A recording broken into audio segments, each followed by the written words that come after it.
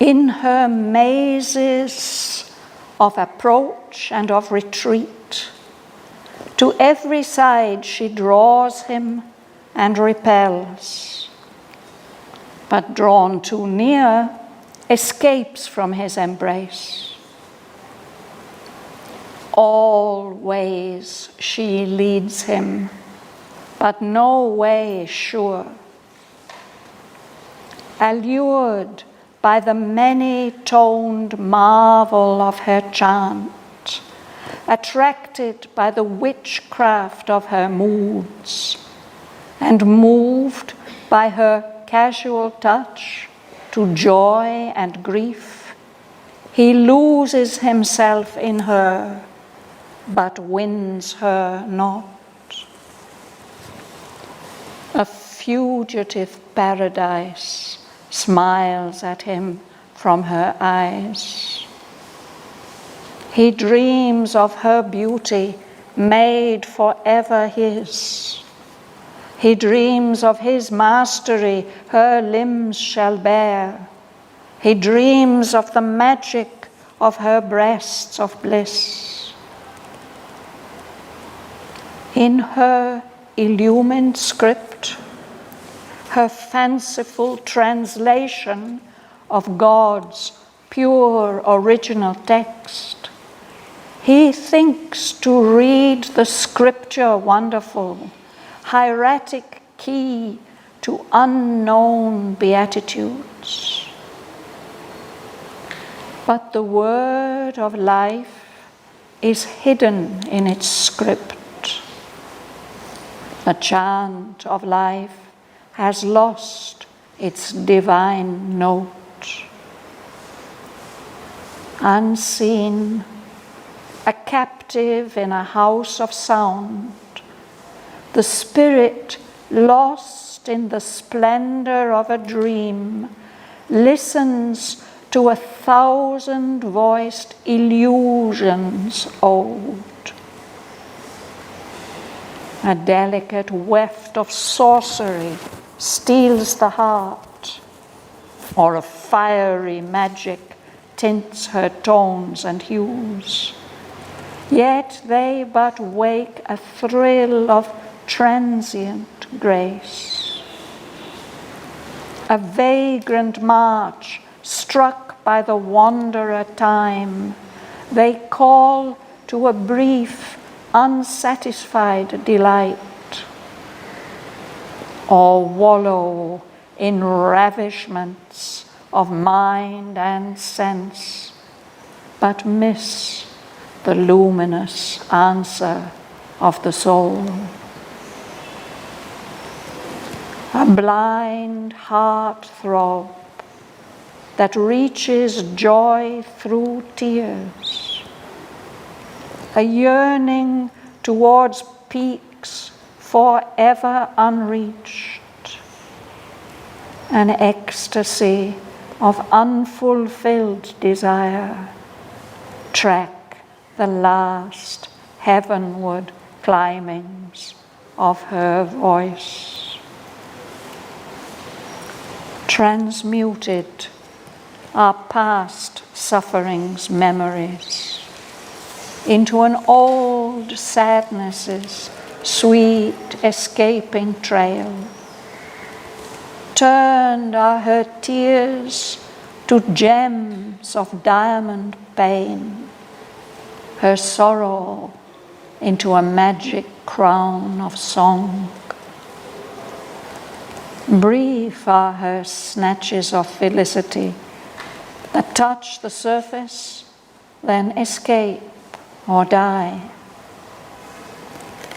A lost remembrance echoes in her depths. A deathless longing is hers, a veiled self's call. A prisoner in the mortal's limiting world, a spirit wounded by life sobs in her breast. A cherished suffering is her deepest cry.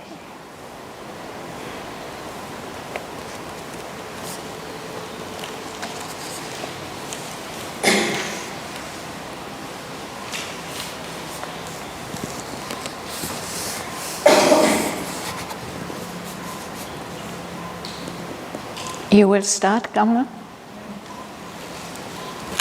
In her sense of approach and of retreat, to every side she draws him and repels, but drawn too near, escapes from his embrace, and always she leads him, but no way is sure.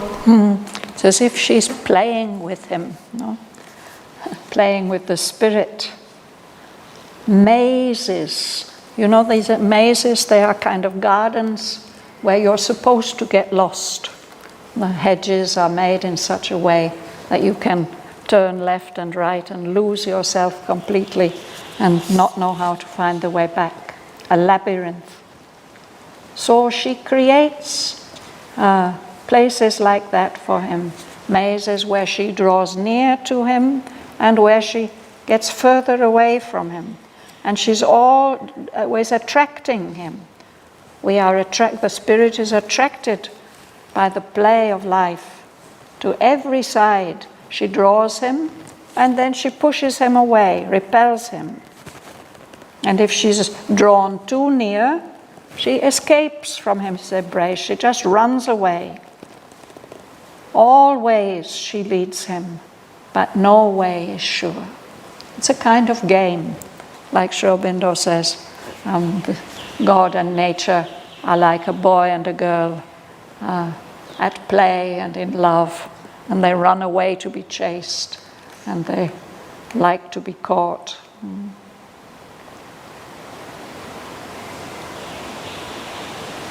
So this idea of the maze in European big country houses or palaces, in the gardens, there will always be a maze, a place where people can get lost in.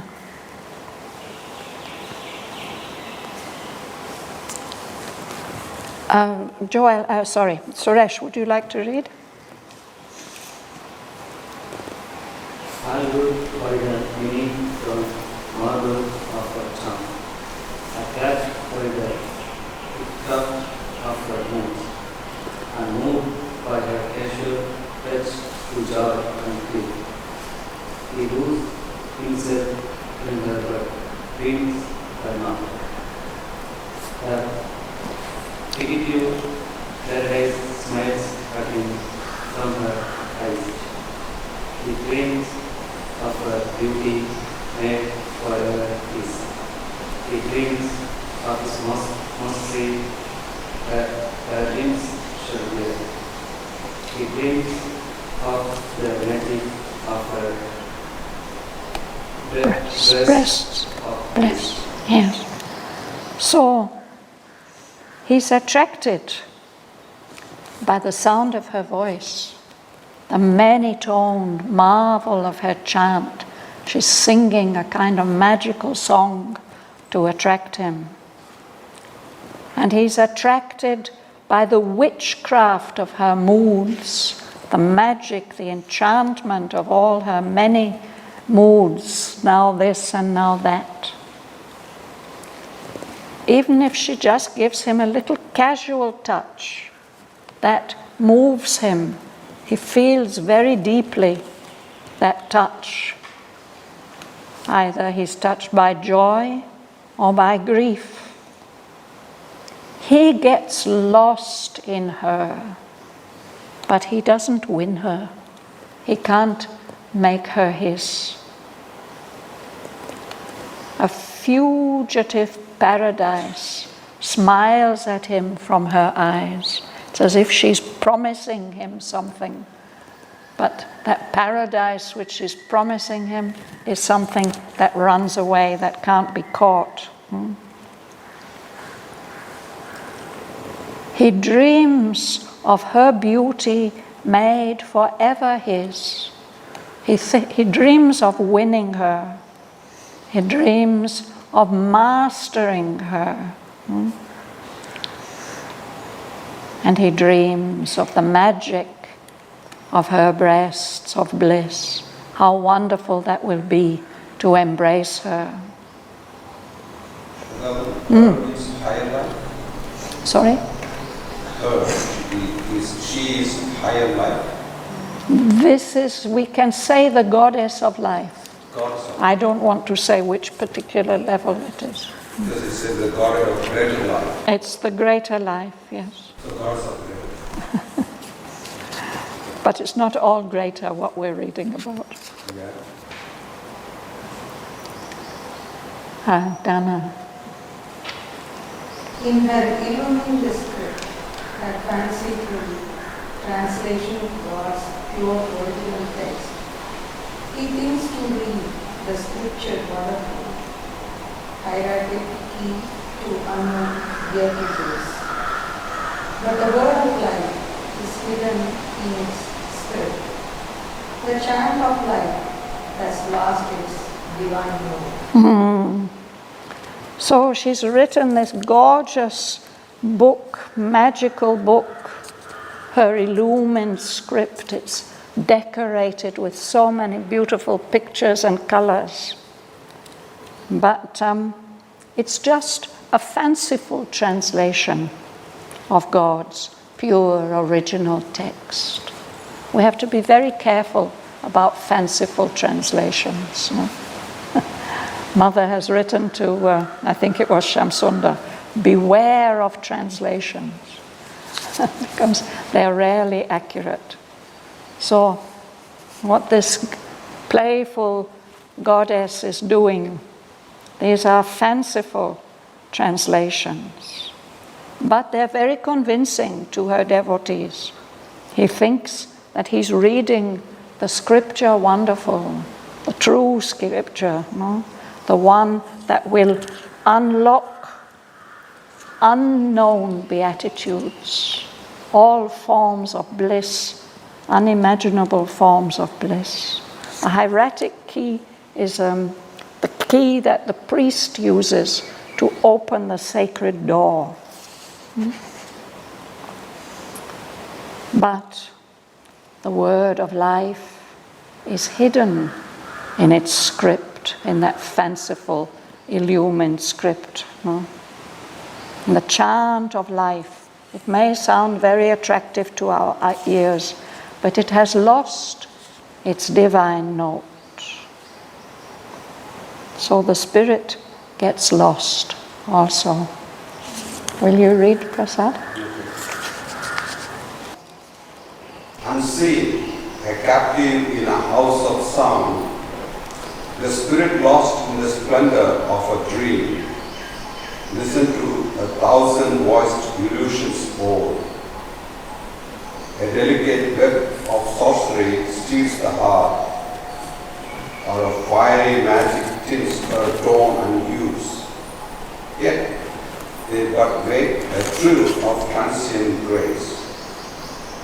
A vagrant march, struck by the wanderer time, they call to bring unsatisfied delight, or wallow in ravishments of mind and sense, but miss the luminous answer of the soul. So that's why we have to be so careful about the calls, the lures, the attractions, even of the greater life. So, but we need to experience the greater life. It's better to be attracted by the greater life than by the nether life. Yeah. That's for sure. Yeah. But still, here we are being warned that even the greater life, with all its inspiring, all the things that it offers us, we shouldn't think that's going to give us the answer, because it can't. It becomes very tragic towards the end of the canto. But no, one has to escape from this, and there's no escape. But one has to go through to escape Shraddhavan, or one can totally ignore it. Perhaps one can bypass all this altogether. Yeah. But Sri Aurobindo's not bypassing it. He's telling us about all the planes of existence and how things are happening on each of them. But I think this gives quite a warning. No? Here we can be very, very attracted by. There are geniuses, no, who write plays and books and films and design unbelievable clothes or buildings. It's all achievements in a way of the greater life. But we shouldn't think that that's what we want. We can admire and even enjoy, but we should remember that there's something beyond all this. But in the end, we always get a marvelous result, no? In the end, we what? We will get a marvelous result what Auroville was achieved. But perhaps not by following the life urges, no? It's if we go deeper, if we can find the soul and follow those things and the movements of the greater knowledge, that will take us much further.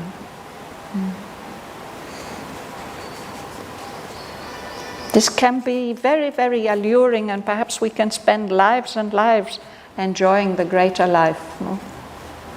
And then in the end, like the goddess herself, the soul within is weeping because it's all wasted somehow.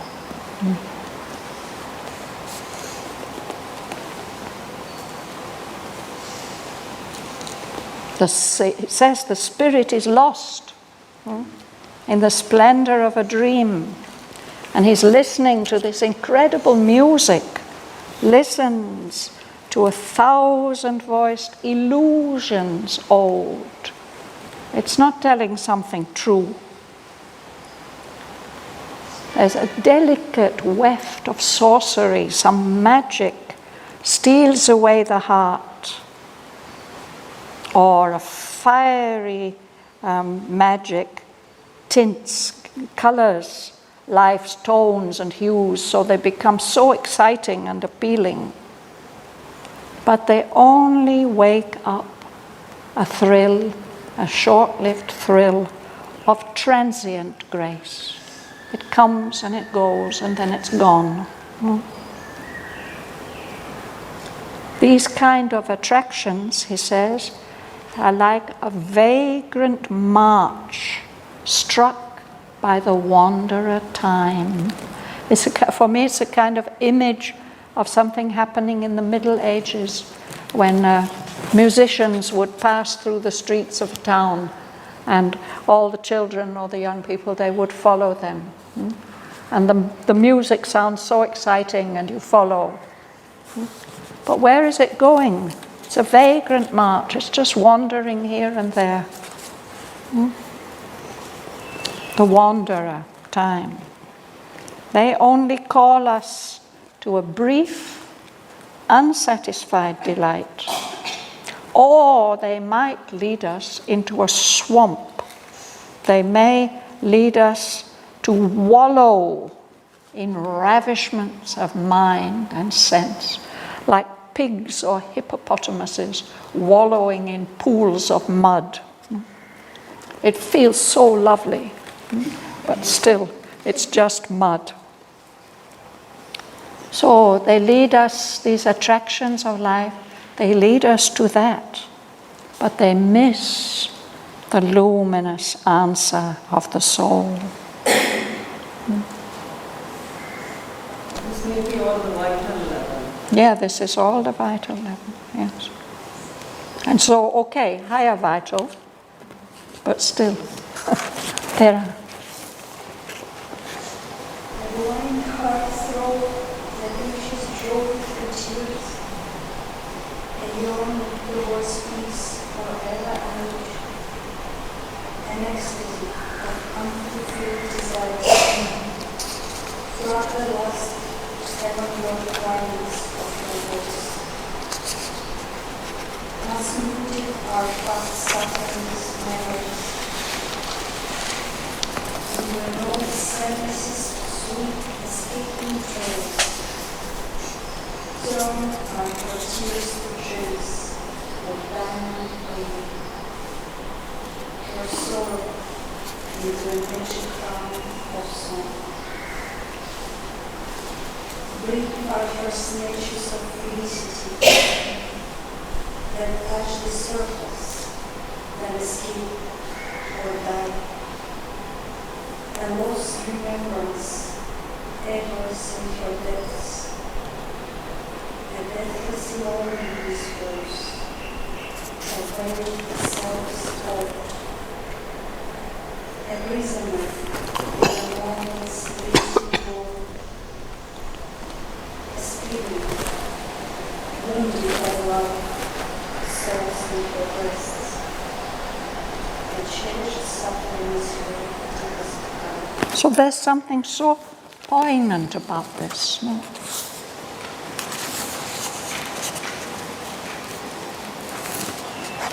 What is the heart of this attraction of life? A blind heart throb that's trying to reach joy. It does reach a kind of joy, but it has to pass through tears. No? A yearning, an unsatisfied yearning, a yearning towards peaks forever unreached. An ecstasy, a kind of intense delight, but it's of unfulfilled desire. These are the things that if we follow her on her way, these track the last heavenward climbings of her voice. If we follow her song. So there's something very poignant. She can remember past sufferings, get transmuted into memories. There's something, it's memories of sadness and disappointment, but there's something attractive about them. An old sadness's sweet escaping trail. Turned are her tears to gems of diamond pain. There's something in us which cherishes all those lost opportunities or insufficiently enjoyed or something like that. So she turns her sorrow into a magic crown of song. And there is something alluring about it, touching, attractive. Her touches of felicity are very brief, just now and then. And they just touch the surface, and then they escape, or they die, they're gone. For that life goddess, a lost remembrance echoes in her depths of that world of perfect bliss which is her true home. But she can remember it, but it's lost. A deathless longing is hers. A veiled self's call, a call of what she has been. No? A prisoner in the mortal's limiting world. She doesn't really belong in this world of death. We read that at the beginning with Canto 3. No? A spirit wounded by life is sobbing in her breast, and a cherished suffering is her deepest cry. Maybe that's the psychic sorrow.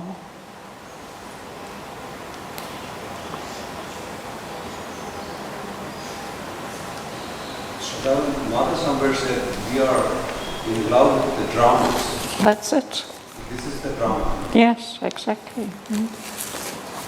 Then we feel alive. Without drama, We would feel a bit lost, huh?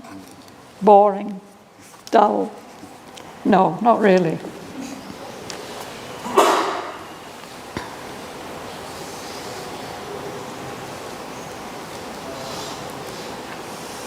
Who's next? Yes. a wonder on fallen disappearing roads. Along the roads of sound a frustrated voice. For second years, Cries. grace to a forgotten place. Astray in the ego currents of desire. It guards the quantums of a soul's dead hopes, and it keeps alive the voice of rich things, or Lingers. upon sweet and weary notes, hunting for pleasure in the heart of pain. Yes. So when we are following her cry, no, it's as if we can't see her, we can't catch her, but we can hear her voice and its attractiveness. So along the roads of sound, a frustrate voice, a voice that remains forever unfulfilled, forsaken, abandoned, cries to a forgotten bliss. Astray, lost, wandering in the echo caverns of desire. Sometimes it can happen, you enter into a cave system underground and there are echoes and you get lost and you hear voices, you don't know where you are and where they're coming from. The echo caverns of desire, they're attracting you, no? That frustrate voice is guarding the phantoms, the ghosts of a soul's dead hopes, and keeps alive the voice of perished things, things that have died, that are over, or lingers upon sweet and errant notes. Lingers, takes time, stays with these sweet musical notes, wandering here and there, hunting for pleasure in the heart of pain.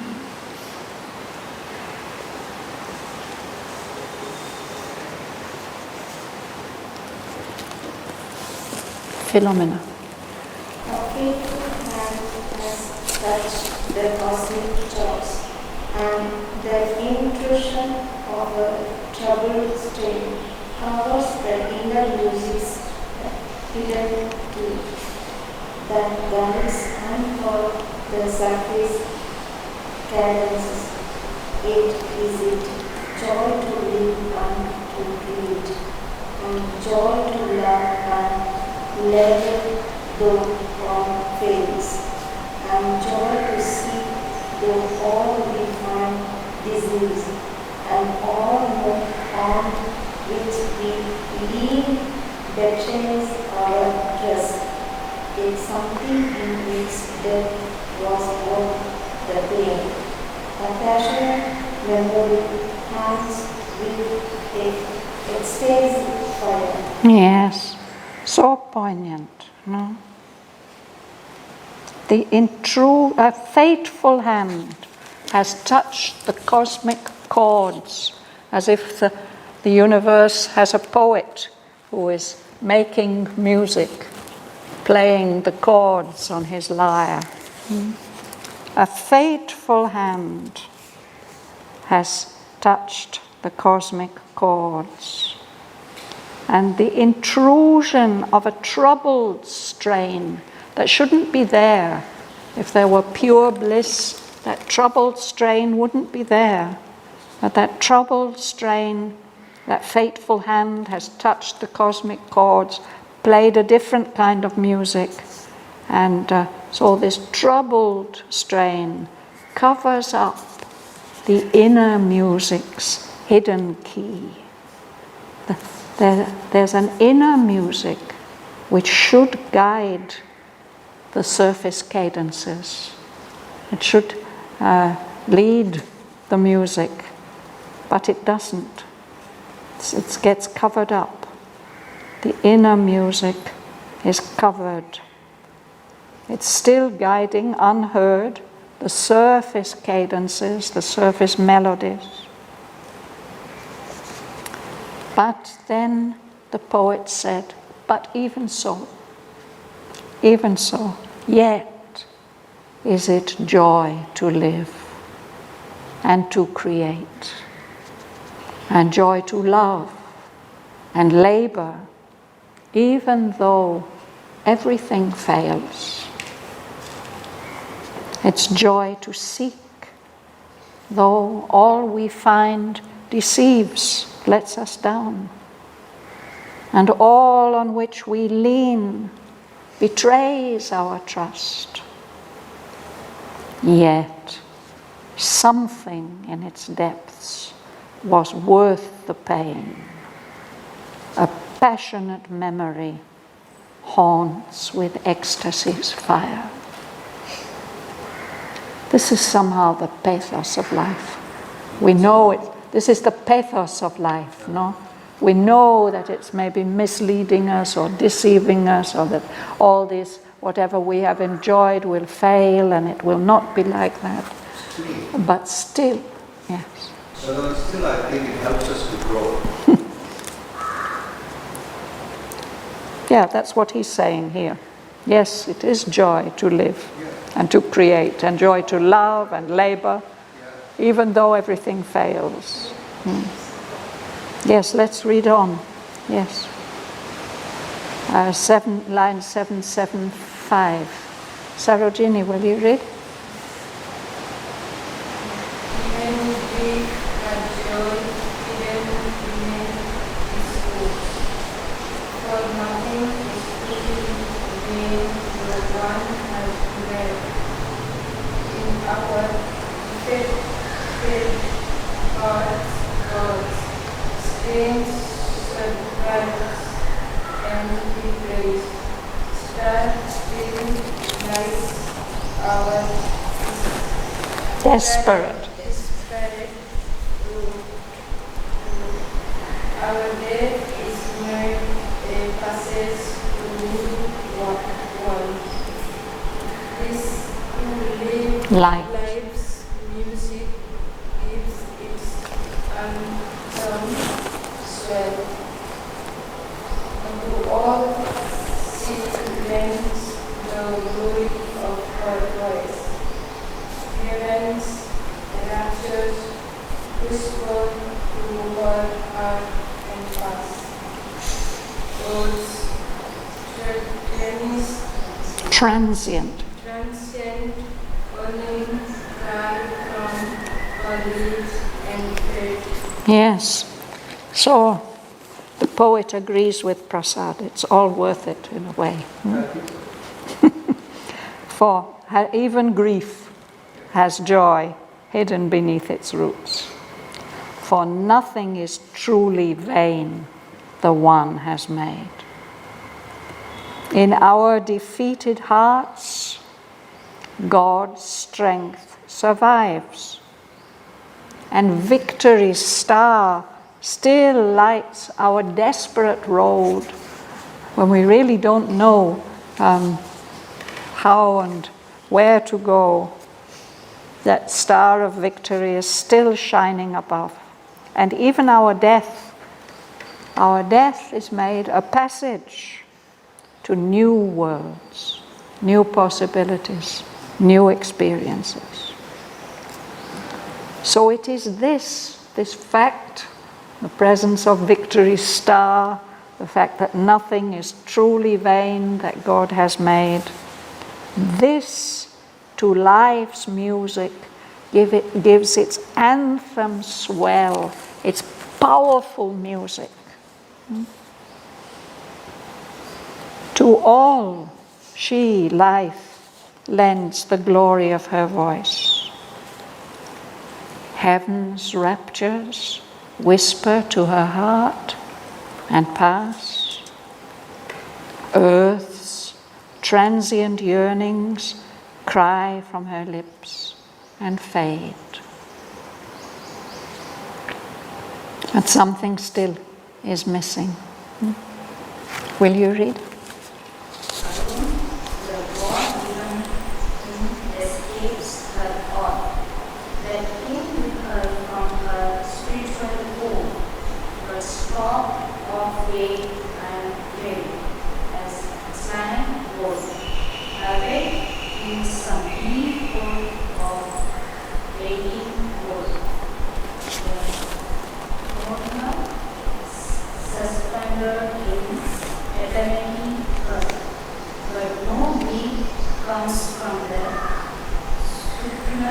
supernal, peace.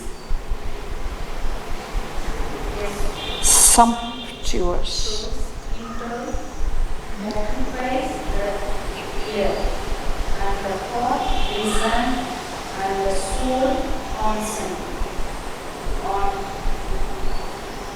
evanescent, elements, music it repeats, resting on transience, times, eternity.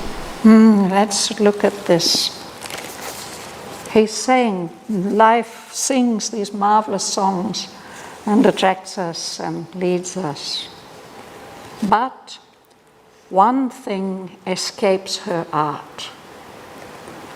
The God-given hymn, the music that came with her from her spiritual home. We read this tragic story of how the goddess of life poured all her beauty and her bliss out on the world, but something stopped it on the way. So that God-given hymn that came with her from her spiritual home of pure bliss, but stopped halfway and failed. A silent word that must still be awake somewhere in some deep pause of waiting worlds, a murmur suspended in eternity's hush. That music must still be there somewhere, that God-given hymn, no? But no breath comes down from the supernal peace, the supreme peace. Instead, there's a sumptuous interlude, something that gets played in between. It's glorious, wonderful, rich music. A sumptuous interlude occupies our ear, the ear of the spirit, and the heart listens, and the soul consents and says, yes, yes. But it's just repeating a music which is fading away, an evanescent music, fading away. That's wasting the eternity of time on transience, on something that cannot last. It's so pathetic. Will you read?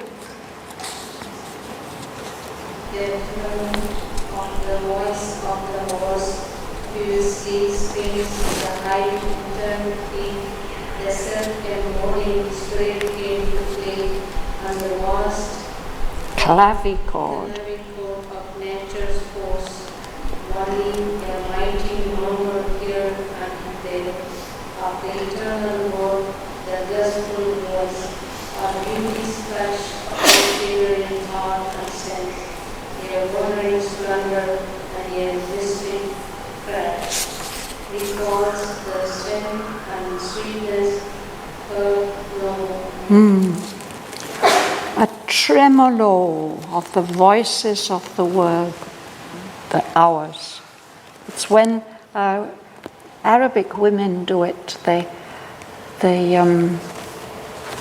do something in the back of their throats. The voice is very high and resonating. Celebration, they make this sound. Yes, The Tamil people also make they do it, yeah. So that's a tremolo. So it's the voices of the hours. They're singing like that. And that screens.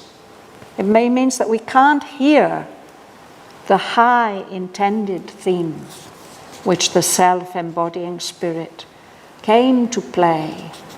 The spirit of delight, of bliss, came to play wonderful music on the keyboard of nature with all its many, many possible notes and sounds, no? But that tremolo of the voices of the hours screens that out. It forgets the real music the high intended theme, the self-embodying spirit, came to play on the vast clavichord of nature's force. A clavichord is a keyboard, but this is a vast keyboard. Only a mighty murmur here and there of the eternal word, the blissful voice. Just a murmur here and there. Or beauty's touch, transfiguring heart and sense. A wandering splendor and a mystic cry, just now and again, touches us and recalls the strength and sweetness heard no more. That high intended theme is always escaping us.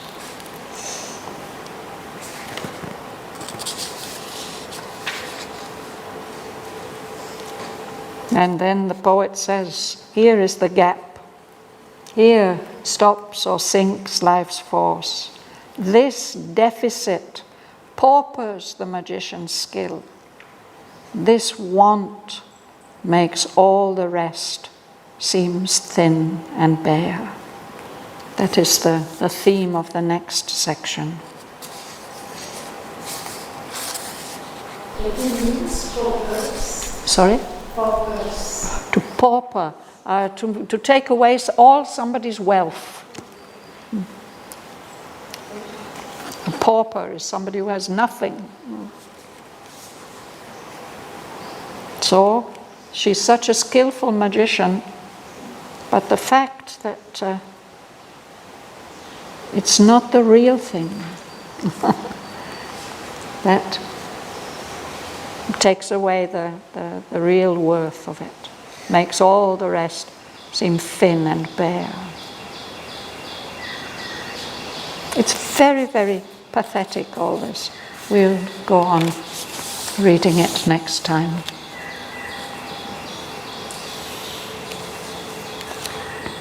And perhaps some of you are interested to read in Sri Aurobindo's book, The Human Cycle, the supra-rational ultimate of life. It's something unique in Sri Aurobindo's writings.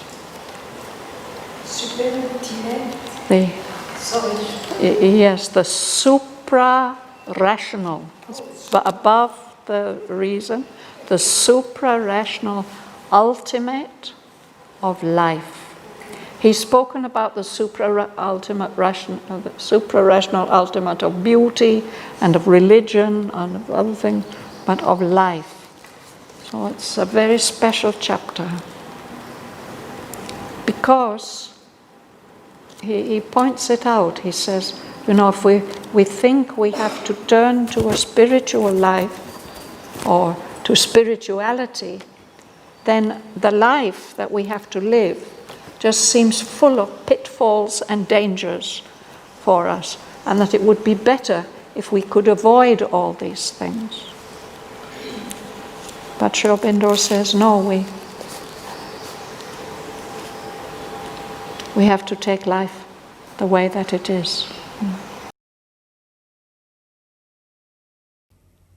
In her mazes of approach and of retreat, to every side she draws him and repels, but drawn too near, escapes from his embrace. All ways she leads him, but no way is sure. Allured by the many-toned marvel of her chant, attracted by the witchcraft of her moods, and moved by her casual touch to joy and grief, he loses himself in her, but wins her not. A fugitive paradise smiles at him from her eyes. He dreams of her beauty made forever his.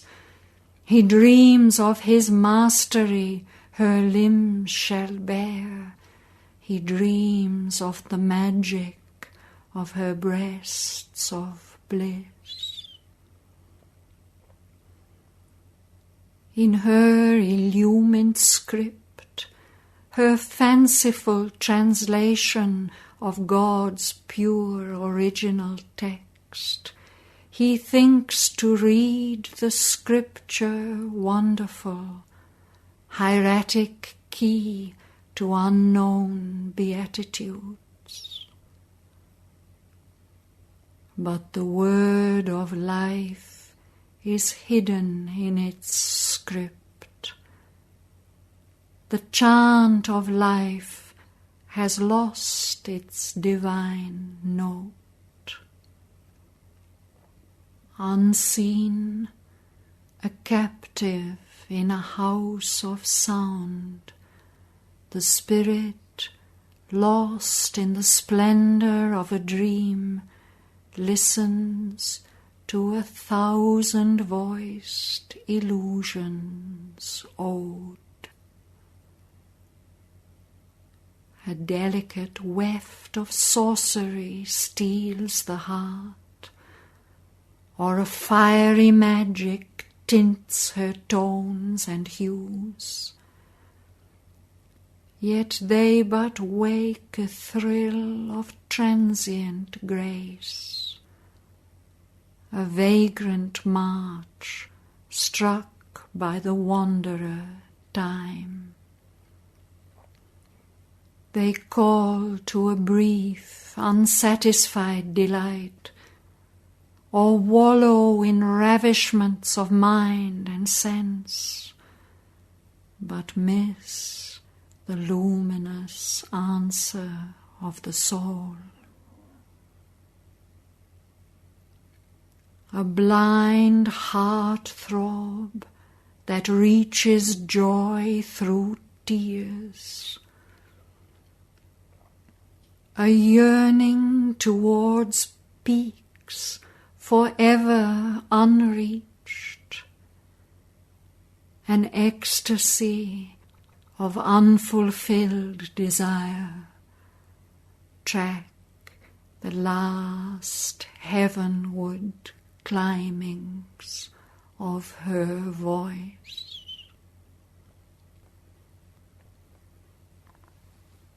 Transmuted are past sufferings' memories into an old sadness's sweet escaping trail. Turned are her tears to gems of diamond pain, her sorrow into a magic crown of song. Brief are her snatches of felicity that touch the surface, then escape or die. A lost remembrance echoes in her depths. A deathless longing is hers, a veiled self's call. A prisoner in the mortal's limiting world, a spirit wounded by life sobs in her breast. A cherished suffering is her deepest cry. A wanderer on forlorn, despairing routes, along the roads of sound, a frustrate voice, forsaken, cries to a forgotten bliss. Astray in the echo caverns of desire, it guards the phantoms of a soul's dead hopes, and keeps alive the voice of perished things, or lingers upon sweet and errant notes, hunting for pleasure in the heart of pain.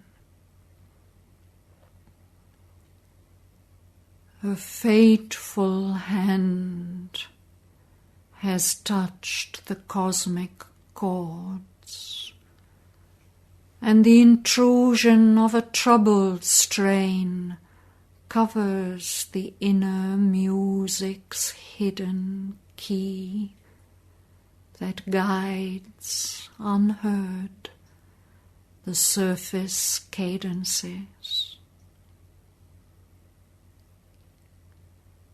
Yet is it joy to live and to create, and joy to love and labor though all fails, and joy to seek though all we find deceives, and all on which we lean betrays our trust.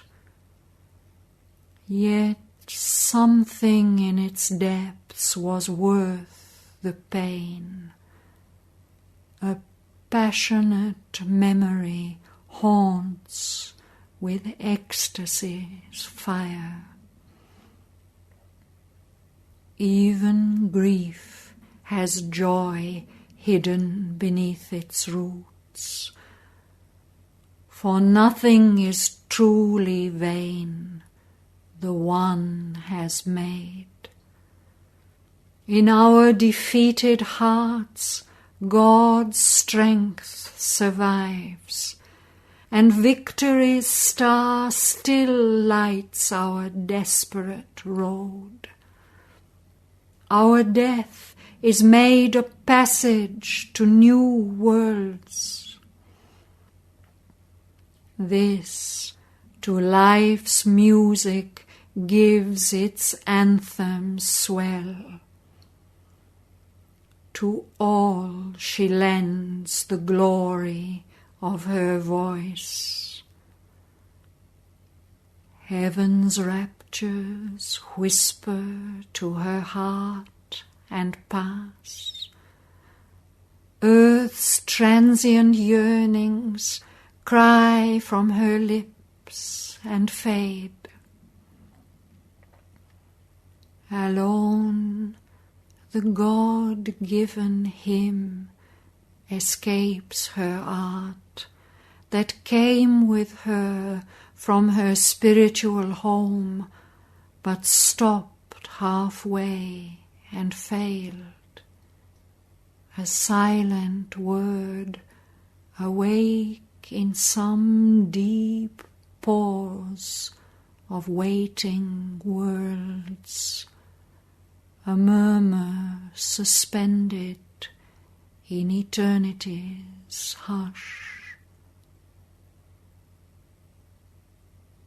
But no breath comes from the supernal peace. A sumptuous interlude occupies the ear, and the heart listens, and the soul consents.